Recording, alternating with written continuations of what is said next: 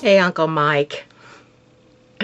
For those of you that don't understand what I'm talking about, 7ANBY Mike.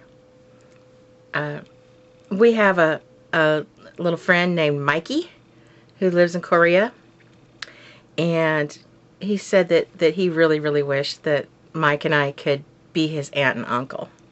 And I think we're both terribly flattered, so we now call each other auntie and uncle. It's adorable. Anyway, Mike, I know that this video that you did was in response to someone else's video, but I don't know that person. So I'm just going to make this back to you. On the subject of pot, marijuana, weed, whatever, all those names, I'm for it myself. Just like with anything, I don't like to see anyone become dependent on it. I don't like to see people just spend their whole lives wasted to a point where they can't function, because some people do that. But I think it's better for anybody's system than alcohol is.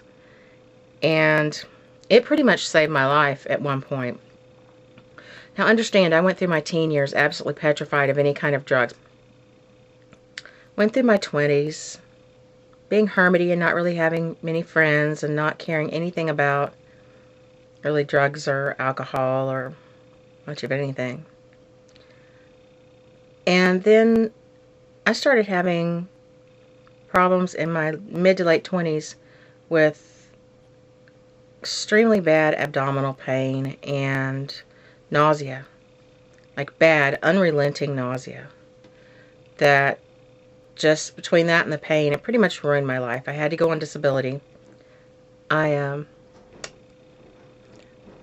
went to doctors about it, of course, and they checked me out and did tests and everything, and came to the conclusion that I had irritable bowel syndrome, which is very common, not really deadly, and a lot of jokes are made about it.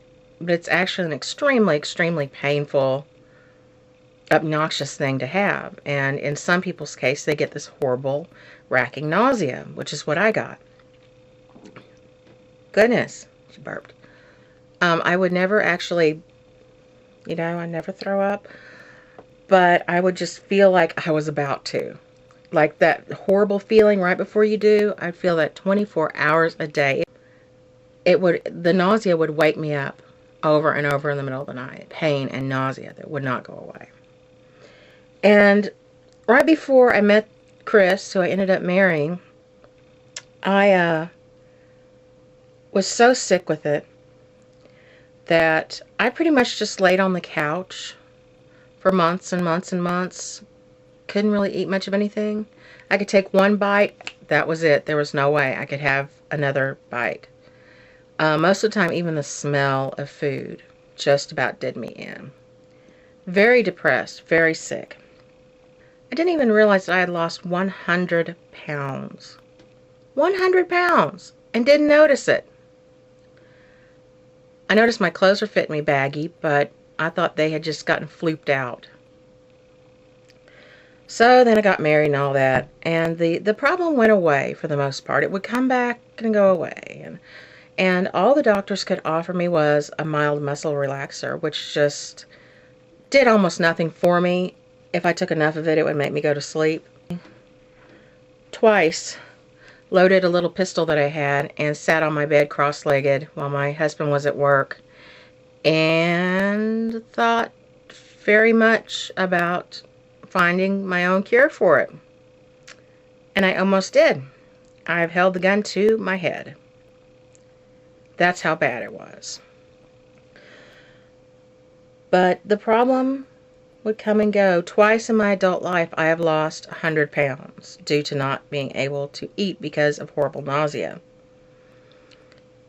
And at some point, my husband was working with a guy who's in and out of jail.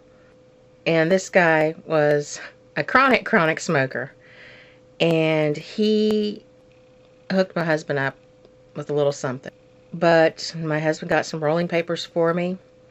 helped me get it rolled up. We drove way out to the country by a lake where we knew nobody would see us, nobody would bother us. And I was probably 31 when I smoked my first joint. Didn't have to take more than 2 puffs off of it. And the nausea went away. And I felt like I could eat something. And he had brought food and a little hibachi grill. And it was just like an answer to prayers. I felt normal for the first time in months. And the pain just went away. Pain and nausea both. I never did really get a real high off of pot until, it was after, I guess after I was divorced. And I started dating. And a couple of guys that I dated always had some on them. And we'd go drive out somewhere, you know, or somewhere where we felt safe and smoke it. And mostly what I felt off of it was I just felt a wonderment for nature, and I felt like I could touch God. I very rarely drink, and I haven't smoked any pot in years. When it's offered to me, and if I feel safe with the people I'm with, yeah, if I don't have to drive, I'll take a little bit of it. It's nice. It's really nice. People drink too much, and what do? They attack each other. They piss in the hall closet. They do a lot of really retarded, awful, sometimes very violent things. People smoke pot. What do? They want to kiss you and write you poems. I can live with that. I've only had one really bad experience with it. And that was one of my boyfriends called me up one night and said that he had some of the good stuff and wanted to give me a joint for me to come down where he worked and get it from him. Which I did. And I waited until I was home alone one night to smoke it. I still am not completely convinced that it wasn't laced with some PCP or something, because I'm told by some people it was surely laced with something, and told by others, no man, that's just the good stuff.